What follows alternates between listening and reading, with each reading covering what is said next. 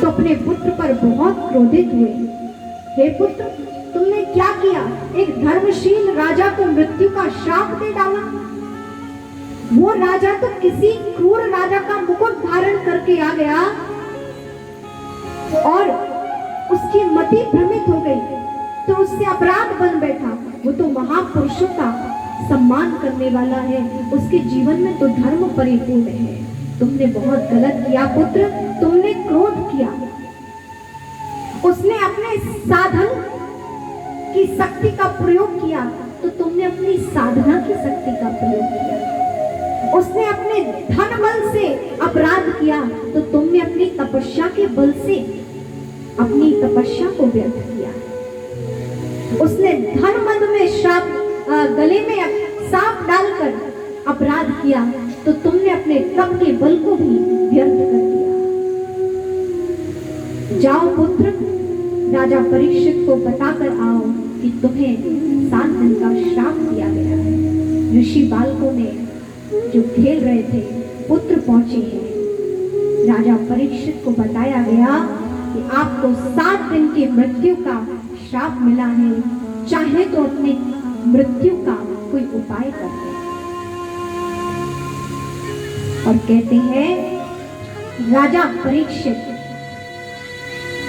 जो कि परम धर्मज्ञ थे, जो ही पता चला कि मेरी मृत्यु होनी है, तो अपना सारा राजपाट त्याग करके कहां पहुंचे हैं?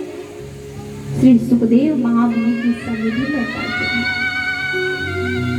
सारा राज वैभव सब कुछ त्याग दिया, भगवत भजन करने के लिए पहुंचे।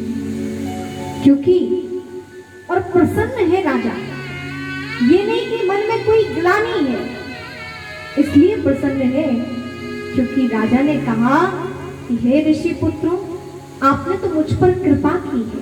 मैं तो ऋषि पुत्र का धन्यवाद ज्ञापित करता हूँ कि लोगों को तो अपनी मृत्यु का पता ही नहीं होता है कि उसकी मृत्यु कब होनी है। मुझे तो ये पता है कि मैं अभी 7 दिन तक जीवित हूँ। मैं दावे के साथ कह सकता हूँ कि अभी मैं 7 दिन तक जीवित हूँ। 7 दिन के बाद मेरी मृत्यु होगी। संसार में एक मैं ही हूँ जो जानता हूँ कि मेरी मृत्यु कब होगी। संसार में निवासी मनुष्य नहीं जानते कि उनकी मृत्यु कब होगी।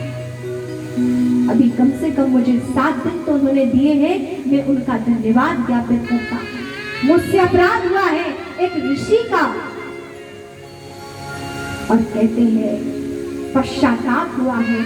और राजा परीक्षित गंगा के किनारे पहुंचे हैं, माँ गंगा की शरणागति ग्रहण की है।